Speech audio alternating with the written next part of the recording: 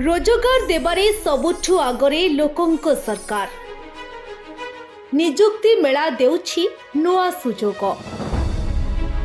ओडिशार युवकंको स्वप्नकु मिलुछि नुआ उड़ाण। स्वच्छ निरपेक्ष और दक्षता भित्तिरे मिलुछि निजुक्ति। सरकार आसिबा दिनरु आज पर्यंत 37,000 रु अधिक सरकारी निजुक्ति प्रदान करा जायछि।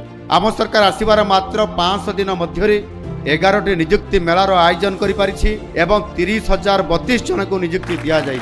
द्वादश निजुक्ति मेलार 12टी विभाग में 7,293 जन को निजुक्ति प्रदान करुद्वारा गत वर्ष जून मासरू आज पर्यंत 37,325 जन को ये पर्यंत निजुक्ति दिगला। निजुक्ति प्रक्रिया रे स्वच्छता और निरपेक्षता आनिबा पई विधानसभा रे आईन प्रणयन होईछि।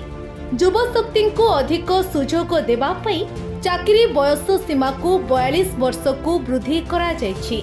व्यवस्था आहुरी क्रियाशील हेउछि एवं विकास पथरे ओडिशा आगको बढ़ुछि।